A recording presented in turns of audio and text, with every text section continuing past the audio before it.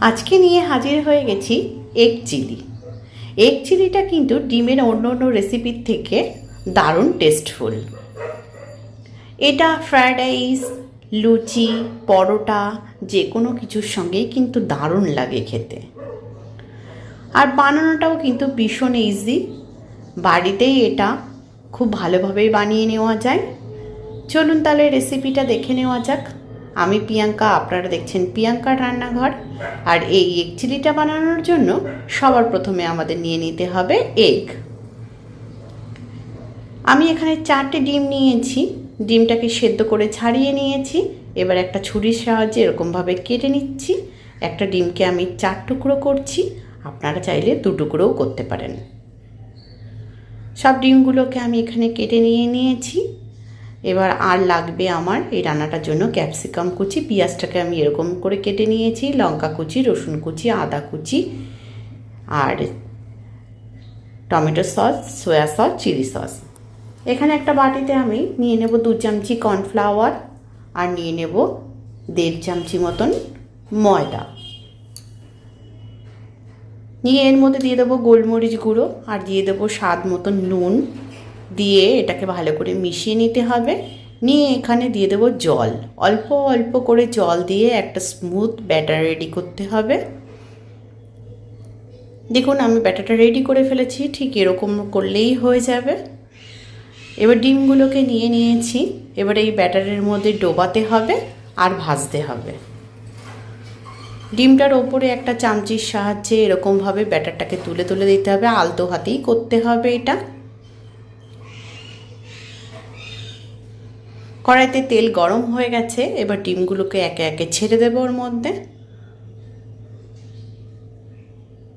একটা করে ডিম আমি নেব, বাটির মধ্যে চোবাবো আর তেলের মধ্যে ছেড়ে দেব।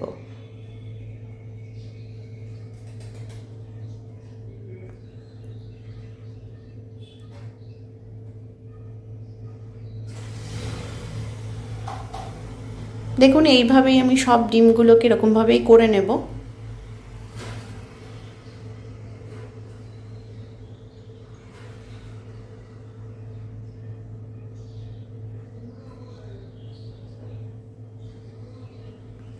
সব ডিমগুলোকে এক একে দিয়ে দেব।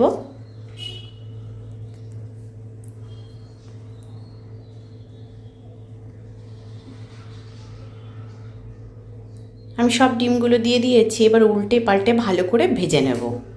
দেখুন আমি খুব ভালো করে ভেজে নিয়েছি, এবার ডিমগুলোকে তুলে নেব। আপনারা চাইলে এরকমভাবেও আবার এমনিও শুধু শুধু স্ন্যাক্স হিসেবে খেতে পারেন, সেটাও কিন্তু ভালো লাগবে। সব ডিমগুলো তুলে নিয়েছি। এবার তেলটার মধ্যে আমি দিয়ে দিচ্ছি রসুন কুচি, আর দিয়ে দেবো আদা কুচি। দিয়ে এটাকে একটু ভালো করে ফ্রাই করে নেব।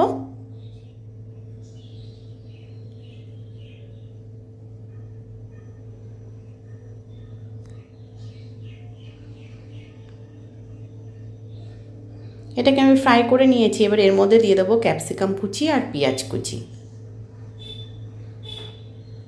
দিয়ে দেবো কাঁচা লঙ্কা কুচি,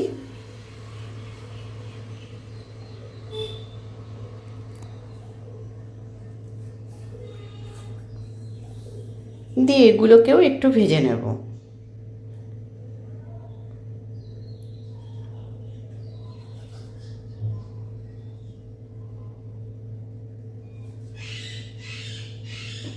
দিয়ে দেব স্বাদ মতন নুন।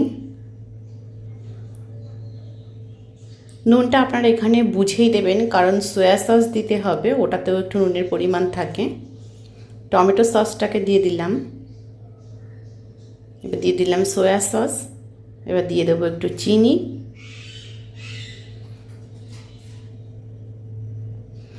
আর দিয়ে দেবো চিলি সস। দিয়ে খুব ভালো করে মিশিয়ে নিতে হবে।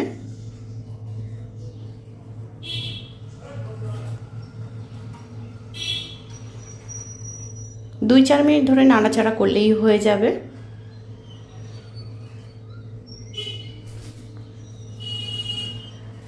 দেখুন আমার ভাজা করা হয়ে গেছে, এবার এর মধ্যে দিয়ে দেব জল।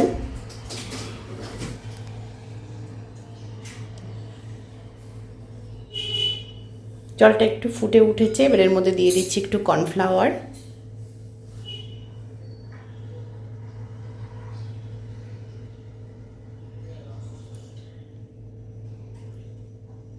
এবার দিয়ে দিচ্ছি ডিমগুলোকে, দিয়ে 2 মিনিট মতন নাড়াচাড়া করে নিলেই কিন্তু রেডি হয়ে যাবে।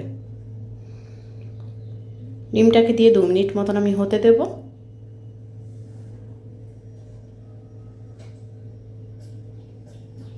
দেখুন আমাদের চিলি এগ কিন্তু রেডি। আশা করছি আজকের ভিডিওটা আপনাদের ভালো লাগবে। ভালো লাগলে চ্যানেলটিকে সাবস্ক্রাইব করার অনুরোধ রইল। এরকমভাবে বাড়িতে অবশ্যই একবার ট্রাই করুন, দেখবেন দারুণ খেতে লাগে। আর আমাকে কমেন্ট করে জানান। আজ এই পর্যন্তই, দেখা হবে অন্য কোনো ভিডিওর সঙ্গে। ততক্ষণ ভালো থাকবেন।